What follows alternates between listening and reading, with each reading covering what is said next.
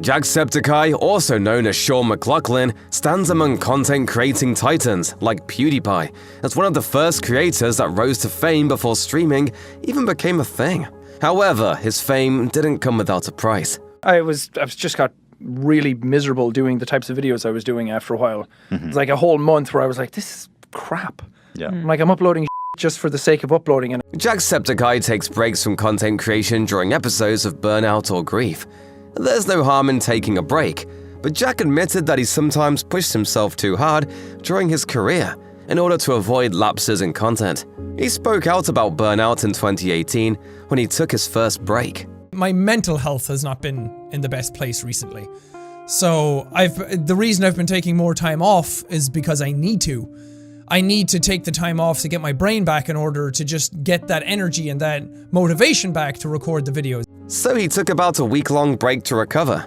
Jack later collaborated with licensed therapist and YouTuber Katie Morton to discuss mental health in a video series. He discovered Katie through one of her videos about burnout, and the two decided to discuss the unique exhaustion content creators can experience from the pressure to constantly engage online for work. In one of the videos, he explained to his viewers that, quote, "You don't have to be broken to do therapy," and that he now realizes the importance of implementing self-care to keep himself grounded and to keep himself satisfied with the content that he's creating. I'm happier with my content than I have been in months. And even though it's not like a huge change or anything, but you can just take the time to make those individual videos a lot better, put a lot more energy into them, just feel more fulfilled with what you're uploading. As if the last few years weren't enough cause for health scares, Jack has suffered even more because of his chronic illnesses and other health issues. It's had nothing to do with the pandemic, although it did coincide with the global crisis and put him in a category of high-risk individuals because of his history with asthma. Many of you know I've had health issues for the last year. I've been dealing with asthma stuff ever since I went to VidCon UK, where I probably got COVID. One viewer suggested that it could be just his age, but the 33-year-old YouTuber said it was more than just, quote, getting old. He recounted how he sometimes wakes up without much energy to do anything. Even worse, his poor physical health also affects his mental health. Luckily, Jack has been open and aware of his struggles, encouraging others to seek support and destigmatizing prioritizing health. My dad passed away recently. It's been almost 2 weeks now since he passed, and I've just been trying to sort of grapple with a lot of thoughts about about the situation. Jack announced that he will be taking an indefinite hiatus in January 2021 after the death of his father. He posted the sad reason for his break on Twitter, where many of his fans responded with their support. In a post, he wrote, "My father passed away today. I won't be doing anything for a while. Please respect me and my family's privacy during this time."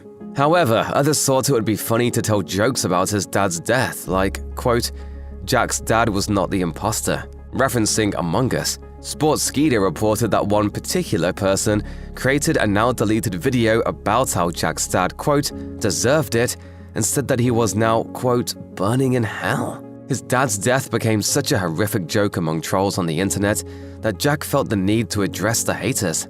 To any of you who posted memes about it and posted negative stuff about it, you are absolute scum, and I hate you because you made something that was hard so much harder to go through. These harsh words shocked even his fans, who know him for his typically kind personality. However, at the end of the video, he also took the time to thank his supporters for having his back throughout the situation. Thankfully, most people were very kind and very sincere and genuine about it, so thank you. Though Jacksepticeye had built a fan base with his sardonic wit and quippy personality, fans are also drawn to him for his honesty. He's not afraid to cry on camera when a game really touches him on an emotional level. More on that in a bit. But he's also been upfront with viewers about his struggles with imposter syndrome. As impossible as it may seem for someone with millions of followers, even someone as well-liked as Jacksepticeye has the occasional moment when he feels like he doesn't belong in his position. In a video from 2019, Jacksepticeye explained that he sometimes takes a step back to really think about how massive his brand has become. It almost feels like a different person has done them. Because you get those moments where you feel down and you feel sad and you just don't want to record and you feel like Man, people just don't care anymore. He continued, saying that sometimes he wasn't sure if he even cared anymore. That little voice in your head creeps in and starts to take over, and you kind of have to push it out. According to the streamer, he's usually able to ignore that voice and channel his nervous energy into his work. But it's not always easy to maintain perspective. Jacksepticeye was reminded of a truly difficult personal moment when playing the video game That Dragon Cancer. The game, which tells the true story of parents caring for a child with terminal cancer, has been praised for its unflinching emotional storytelling, and it's plain to see that it struck a chord with the YouTuber. At one point in the game, the player is given an opportunity to read a series of greeting cards.